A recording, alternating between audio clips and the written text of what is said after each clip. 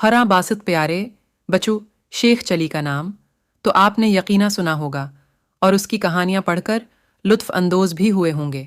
आज हम उसकी हमाकत से भरपूर कहानी सुनाते हैं। किसी गांव में एक बढ़िया रहती थी जिसका एक ही बेटा था जिसका नाम चली था। वो बहुत कामचोर, बेवकूफ़, सुस्त और काहल था। उसे बस एक ही काम आता था, शेखी बघारने का। जहां चंद लोगों को इकट्ठे बैठे देखता, उनके करीब जाकर खुद भी बैठ जाता और उन्हें गुफ्तगू का मौका दिए बगैर अपने झूठे सच्चे कारनामे बयान करने लगता। गांव के लोग इसकी इस आदत से बेहद तंग थे और उसका नाम ही शेख चली रख दिया था। वह अपने नाम की तरह बड़े बड़े ख्याली मंसूबे बनाता, लेकिन किसी पर अमल नहीं करता। एक दिन इसके ख्याली पुलाव पकाने की आदत से चढ़कर एक शख्स ने इससे कहा, शेख साहब, आप इतने बड़े मंसूबे क्यों बनाते हैं? आपने एक हफ्ते बाद इस दुनिया से कूच कर जाना है, अपनी मौत का ख्याल करें। जारी है।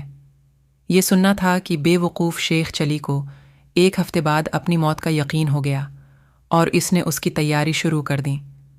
पहले उसने कब्र खदवाई और उसमें जाकर लेट गया। 6 दिन गुजर गए, कुछ न हुआ। 7वें रोज़ शेख चली ने सोचा कि ये इस शख्स के बताए हुए एक हफ्ते का आखिरी दिन है, शायद अब मौत का फरिश्ता आने वाला है। वो ये सोच ही रहा था कि इसके कान में आवाज़ पड़ी, अगर कोई अल्लाह का नेक बंदा इंडे की टोकरी मेरे घर पहुंचा दे तो मैं उसे इजरत में एक इशरफी दूंगा।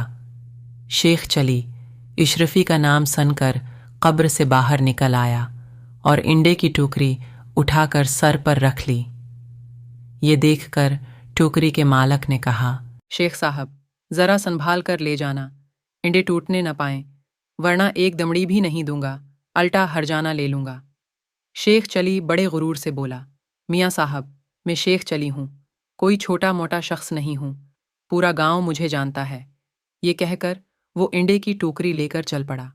ख्याली पुलाव पकाने की तो आदत थी ही, सर पर इंडों की टोकरी रख कर रास्ता चलते हुए इसकी जहनी रो बहक गई और लगा, ख्याली पुलाव पकाने, इंडे पहचाने की मजदूरी, मुझे एक उशरफी मिलेगी, बड़ी रकम है, इससे मैं मर्गी खरीदूंगा, वह इंडे देगी, इंडे बीच कर बकरी लूंगा, जो बच्चे देगी, बकरी के बच्चे बीच कर गाय लूंगा, गाय दूध देगी, मेरे बच्चे दूध मांगेंगे तो मैं इनसे कहूँगा, ये लो दूध।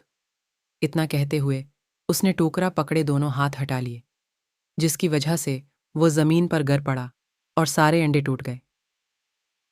अंडे के मालिक ने जब ये मंजर देखा तो वो बाका करते हुए बोला, हाय मेरे अंडे। दूसरी तरफ शेख चली रोते हुए दहाई दे रहा था, हाय मेरे बच्चे।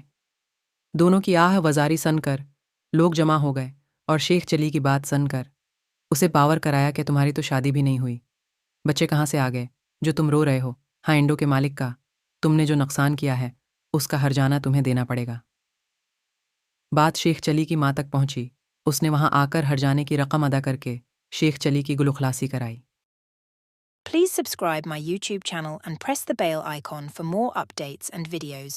Never miss my moral stories. And thanks for watching.